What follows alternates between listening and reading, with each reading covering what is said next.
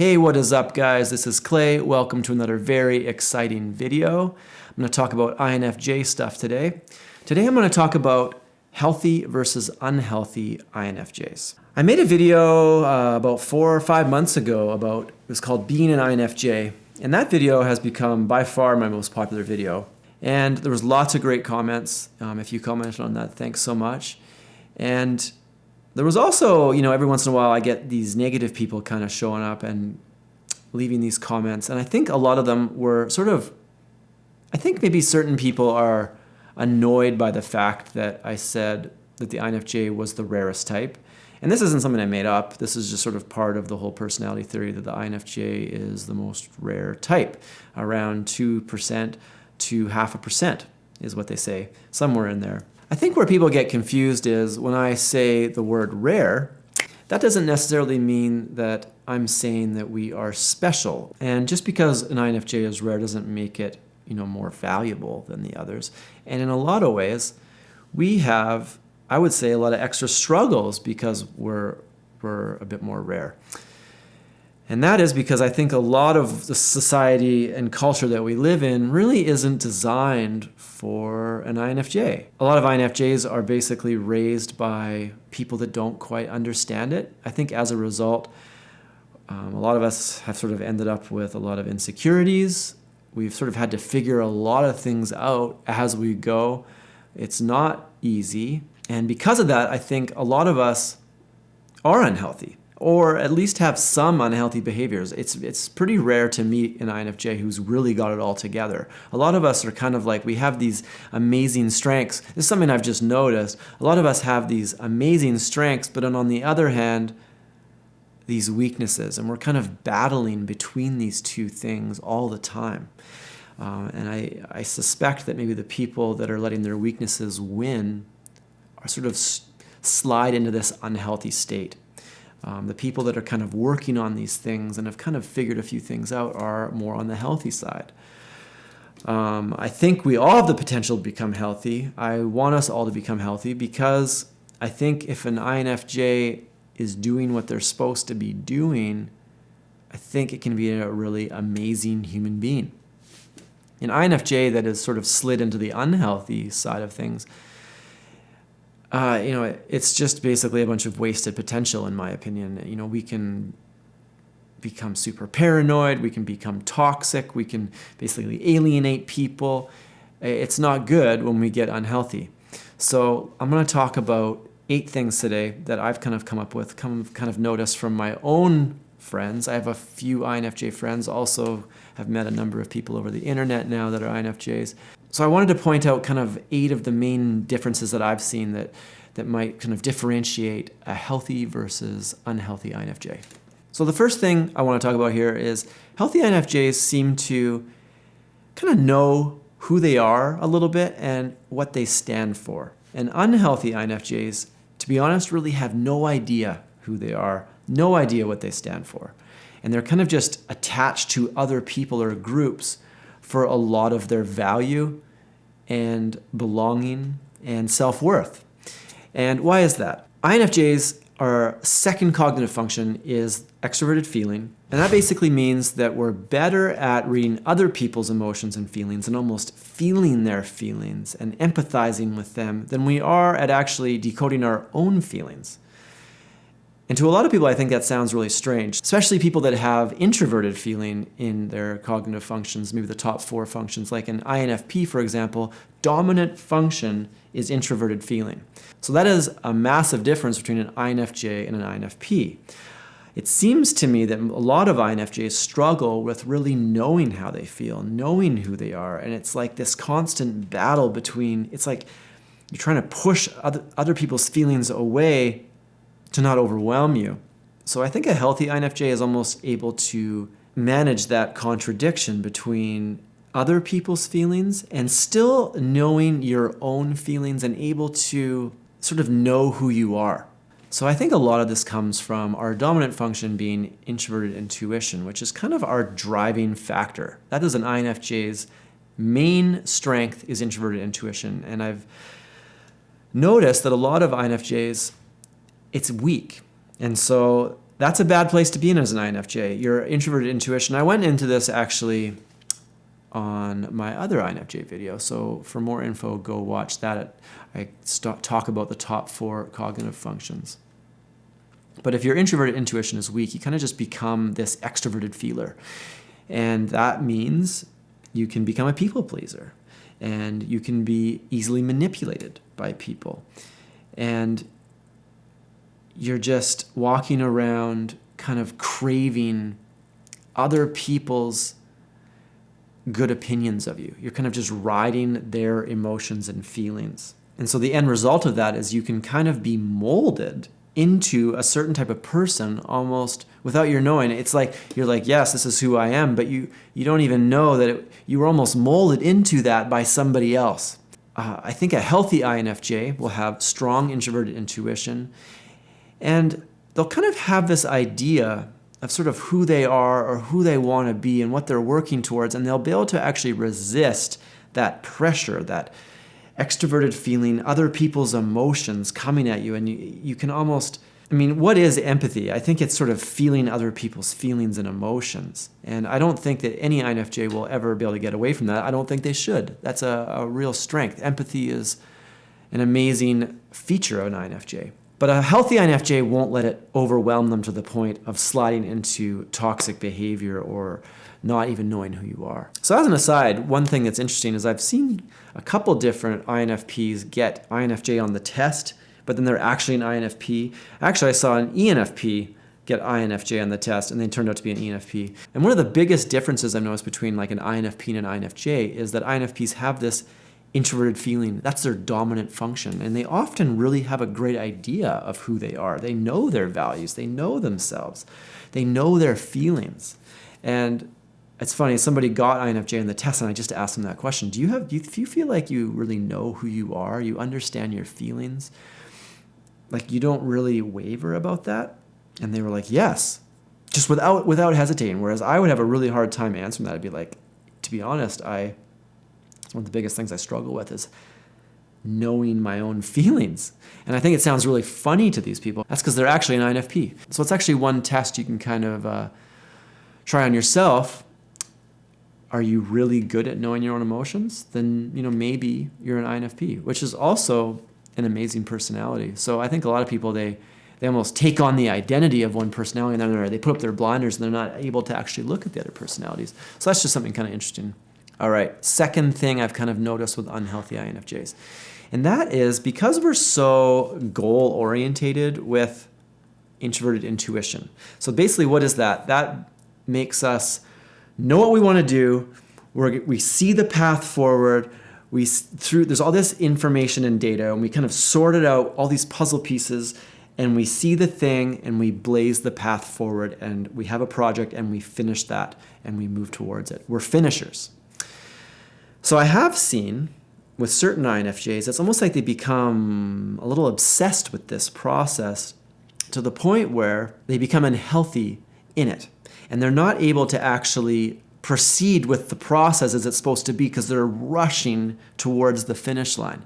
And I've seen this in relationships especially. I know one INFJ where I got into a relationship, and within a month, this person was feeling really confident about the relationship. Because of some insecurities, I felt like they were kind of pushing the other person just a little too hard, pushing them into that direction, like this is the path we're taking, we're going down here, we're finishing this. And this other person is sort of like, wow, this is a lot of commitment, this is a little overwhelming, and then they left. So that's just one example of how an INFJ, if you don't kind of sit back and try to enjoy the process, enjoy the moment, and work along that path and allow the people that are with you to come to their own conclusions along the way, I think that's what a healthy INFJ does in that situation. Almost allows people, tries to be in the moment a little more. Even though we're very goal, finish line driven people, you allow other people the place to exist and not overwhelm them. So the third thing I want to talk about is this tendency towards INFJs to become paranoid. So this comes from NE nemesis. So NE stands for extroverted intuition. It is lower down on the stack for us, so it is not a strong thing, and that's why it is sitting in our nemesis function. So we have strong introverted intuition. Our extroverted intuition is actually way down in this nemesis spot. So any nemesis is kind of a tricky thing. If you are unhealthy, you are basically susceptible to extreme paranoia. And you'll see this a lot with INFJs and the relationships. And it's sort of one of the reasons why I think INFJs kind of value loyalty and consistency so much. We kind of need that, or at least we kind of need a person, if they're not loyal and consistent, we need good communication. Because if we don't have good communication, we are seeing inconsistent things with a person, we can basically get paranoid about this person. And then we start to come up with theories. And here's where the healthy and unhealthy thing sort of comes into play, in my opinion. Healthy INFJs can kind of keep this in check. We might still have these thoughts and become a little paranoid, but unhealthy ones can go down rabbit holes of paranoia to the point where loyalty checks. Loyalty checks are a real thing that INFJs are susceptible to if we get paranoid about a person and we're suspecting that they're not on our side or they're not loyal or they're not consistent. All of a sudden we throw out these loyalty checks. And basically it's almost like testing a person. Are they loyal? Let's see. Let's design a little test and throw it at them. I think it's unhealthy behavior. The thing is, with unhealthy INFJs, this behavior can get really extreme to the point where it's basically toxic. So extreme loyalty testing is a sign of an unhealthy INFJ. So how can we kind of keep this in check? Don't let your any nemesis run wild. Use your logic. Use your introverted thinking. That's another thing we're actually really good at. And don't jump to conclusions. I think that's the key. Don't go down that paranoia rabbit hole to the point where, now you're loyalty testing people. That's not to say that sometimes we don't run into people that aren't loyal and aren't consistent, and that might need to be addressed. But I think where we should be doing that is with good communication. Some people won't let you communicate, but I think we should be communicating to people first before we kind of jump into this paranoia phase. Definitely something that I'm trying to get a handle on. So the fourth thing is healthy INFJs can kind of accept themselves, love their work, accept the finished product of our work, and be okay with ourselves. Whereas unhealthy INFJs can kind of slide into this worthlessness feeling. Going back to cognitive functions, that is because INFJs have FI critic. FI is introverted feeling. It is down the stack in the critic spot. So it basically makes us extremely susceptible to feeling worthless.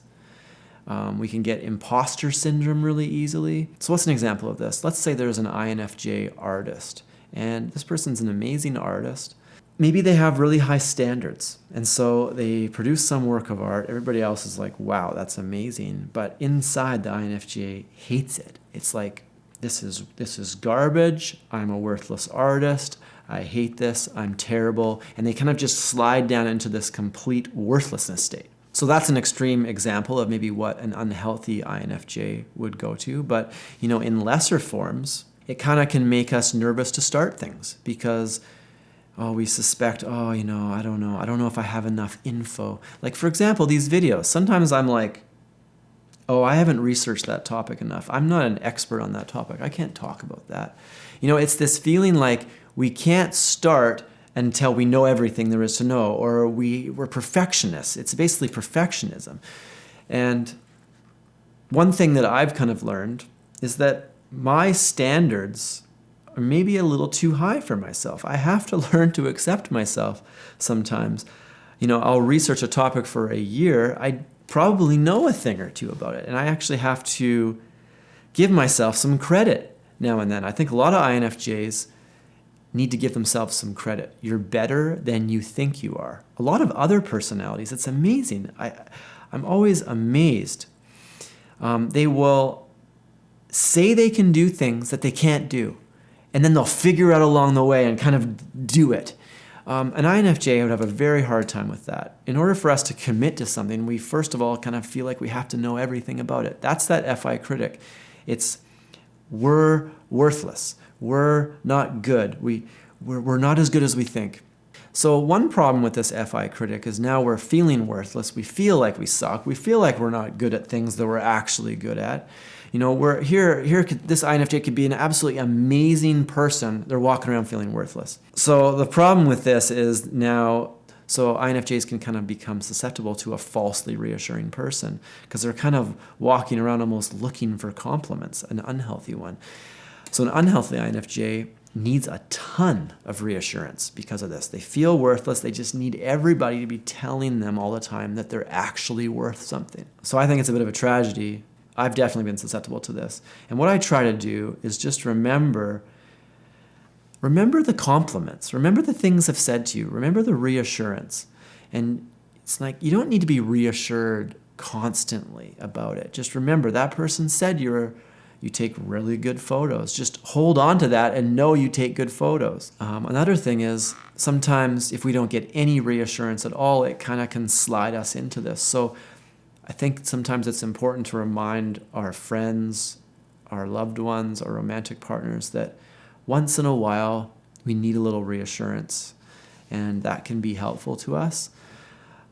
Just to remind ourselves that we are worth something, but we don't want to get to the point where we're kind of reliant on constant reassurance, and that's sort of where an unhealthy INFJ goes. So the fifth thing I want to talk about here is research and data collection.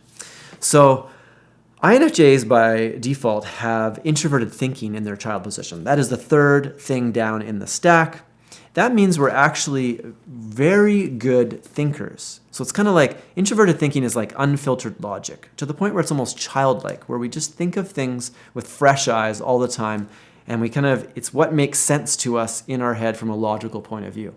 So the problem with this function is it's not great at taking in, extroverted thinking. It's not good at researching first. So a lot of INFJs kind of can sit around just thinking in their heads and almost overthinking. And if they don't have enough data, if they haven't done enough research, you can kind of come to the wrong conclusions, for one, or two, if you don't even have enough information at all to even formulate the thought or come to a conclusion, you can get into this overthinking stage where you don't have enough data, and that's basically what overthinking is. You're just kind of thinking over and over and rummaging, and it's like you're not getting anywhere. So I think where this comes from is inferior SE. So SE is extroverted sensing. It is our fourth cognitive function, and it's in the inferior spot. And for the longest time, I actually had a really hard time with understanding what this inferior SE really means. But I've learned now that inferior basically is where our fear is. So our fear kind of comes out of our extroverted sensing. So when it comes to research and stuff like that, unhealthy INFJs, ones that aren't very good at using their extroverted sensing, what is extroverted sensing? It's kind of using your senses and looking around you. It's like about being in the moment and looking what is out there. What have other people done? What have other people said? What is somebody saying right now? It's just basically observing. So an unhealthy INFJ that's really bad at this basically isn't very good at observing other people and seeing what has worked and what is being done. So then they might not have enough information in their head to actually use their introverted thinking to come to conclusions. But a healthy INFJ will do research, will observe other people, observe other things, see what other people have said and done, and then use that information, sort of now that you have all that data, put it into your head, use your introverted thinking around that information, and you can come to some really good conclusions. So a healthy INFJ knows how to research. That's basically it. An unhealthy one won't research. They have all these ideas and theories that are just based on pure logic, and possibly they're not researched enough to actually know what they're talking about. The sixth thing I want to talk about here, also related to inferior SE, is basically performance anxiety. So something I've noticed in INFJs, I think we all sort of suffer from this a little bit, but unhealthy INFJs can have such extreme performance anxiety that they can't even really do anything while anybody's watching. It's just like they have to do everything alone. As soon as somebody's watching, it can't even perform and kind of will just go down the tubes. So like I said, this is sort of related to inferior SE. And in this context, what it's kind of doing is being worried about coming off poorly. It's like you want to give people a good experience. That's what sort of SE is about, other people's experience. Because it's the inferior function, and that's where the fear lies, you're kind of fearful of coming off poorly. And that's where performance anxiety comes from. You're just like, you don't want to give people a bad experience. You don't want to look bad. And so an unhealthy INFJ will kind of go down that rabbit hole. Healthy INFJ, they've got confidence. They're able to perform, and they've worked on their extroverted sensing to the point where it's not as weak as if it was neglected. So the seventh thing I want to mention here is healthy INFJs are doing jobs that they love that help people. And I think that's really important for INFJs. An unhealthy INFJ might be stuck in a job that they hate and isn't helping people. And worse, maybe is harming people. And if you are an INFJ and you are in a job that is harming people, that's a bad situation. This kind of raises the question, what should INFJs be doing for jobs? And, in a lot of videos, I kind of hear like, oh, INFJs, they should just be counselors or doctors, like sort of these healthcare providers, sort of things like that. And, I've heard that that's a great job for an INFJ, that if you love that and that's something that you really want to do, then not only are you doing something you love, but you're also helping people. So that's a great career. But it doesn't discount all the other great careers that I think INFJs are good for. The reality is that INFJs have quite a diverse skill set. INFJs are really good at thinking, introverted thinking, really good at logic-based activities. So anything to do where there's like a logical process or problem solving, any kind of like programming, or, if INFJs develop their extroverted sensing and then combine that with their introverted thinking, they can become really mechanically inclined. Or, there's lots of great INFJ artists. Basically what I'm saying is do something that you love, do something that you're good at, and it could be anything. My only advice is to do something that helps people. So, I don't know, let's say you're a programmer, create some kind of app or software that helps people in some way. And now you're doing something that is really quite technical. And actually, that's where my background is actually in computer science. So I got a degree in computer science. I was a game programmer for a number of years. Now I run an online store, basically, and I do lots of programming for that. So the whole helping people thing, though, is important. Like, if you're writing software that harms people, like say you're writing software that, like casino software, and now people are losing money and you're sort of just generally harming society, I don't know. That's maybe not the most fulfilling thing. So it's just maybe something to think about. I just wanted to emphasize that, though, is that INFJs are good at all kinds of things. We really can do anything that we want to do. And I think that's the key. What are you interested in? What do you love? What do you want to do? Do that. And then find a way to maybe help people as you go. So the last thing I'm going to talk about here with INFJs is related to TE, and that is extroverted thinking. So INFJs actually have TE sitting in the trickster spot, which generally means INFJs aren't great at knowing what other people think. So what does that mean? This kind of can manifest in a number of different ways, but I think a few really good examples is we're not really great at bookkeeping or showing our work, or doing spreadsheets, or putting together a big thing of data, a package of data to give to people. It's one thing I've noticed with the difference between INFJs and INTJs is INTJs are quite good at this, and that's because they have extroverted thinking high up in their stack, whereas we have introverted thinking. So they're actually quite good at this stuff. I actually know a couple different chartered accountants that are INTJ. And so I don't know about you as an INFJ, but for me, I cannot imagine a worse job than trying to be a bookkeeper or an accountant and do all that stuff all day. And it's sort of one of the reasons why I hire a bookkeeper. I hire lawyers to do all that stuff and all that contract stuff and keep everything organized, I guess. So another example of TE trickster would be, showing your work. And actually, I got this from listening to C.S. Joseph, and I think it's a great point. Because when I was in school, like elementary school, high school, I would think of the answer to the questions on the tests, but if you put the answer, you'd get a 0 because you have to show your work. So now you're spending all this time trying to, write out and sort of extrovert your thinking onto this page so that this other person can see your thinking and see your process. So I think all INFJs aren't going to be really great at this, but an unhealthy INFJ might be just completely awful at this. Somebody who's kind of got a bit of a handle on it, has worked on it, they might still not like it. Like a healthy INFJ might still not love it, but they can kind of do it. I feel like maybe that's where I'm at this point in my life. I'm not really great at doing bookkeeping, but can I do it? I can do it if I'm forced to, or if it's something I have to do. So in conclusion, I just kind of want to sum all these things up. I think what an INFJ needs most of all to be healthy is they need confidence. Confidence in themselves, confidence in their ideas, confidence in their intuition. And if you kind of get to a place of confidence that you know you're okay, you know you're good at what you're doing, you know you're not a bad person, you know you're not worthless. If you can get to that point, I think you'll be able to resist a lot of these problems. So for example, you're not going to turn into somebody else's doormat. You're not going to be susceptible to manipulation. And I got a bunch of videos on all these things.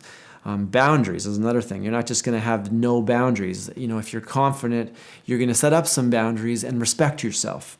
So basically, approval-seeking behavior is really the main difference between healthy and unhealthy.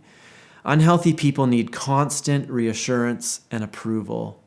Healthy people, it's still nice to have, but it's not something that they basically live and breathe by, to the point where if they don't have it, they're just a huge mess. I think we can be really amazing people. I think we have a lot to offer if we can get our acts together. I think that we can see a lot of things in society that other people don't see. I think we're really good at spotting lies. We're good at spotting contradictions. We're good at spotting hypocrisy. And part of noticing those types of things is we have to learn how to communicate those things so it doesn't come off in a very critical, judgmental way. Maybe that should be another thing of a healthy or unhealthy INFJ, to be honest. I'll just add a 9th one right now. So an unhealthy INFJ might have really poor delivery because we're going to have lots of ideas. We're going to see all kinds of things that we can fix. And if we're not careful, we can turn into these sort of harsh, judgmental, critical people. A healthy person will have good delivery, be diplomatic, and kind of recognize when's the right time to bring these things up. Can people handle these things? A lot of people can't handle criticism, even if it's constructive. So a healthy INFJ will kind of be able to recognize how to deliver information and when's a good time. I think that's the end of the video. Hopefully this was useful. It's funny, sometimes after I do these videos, I just feel like, wow, I just rambled for a whole bunch of time. I wonder if anybody's gonna care. I'm worthless. Any nemesis. I'm not going to fall into that. Anyway, guys, thanks for checking out the video. Hope you liked it. Leave a comment. If you can think of any other sort of behaviors that make somebody healthy or unhealthy as an INFJ, let me know. Because to be honest, I just sort of sat down and tried to write out a bunch myself, but I'm sure there's others out there. So have a great day. Go out there, be worthwhile humans, have good confidence. Know that you are a quality, productive, valuable person. See you later.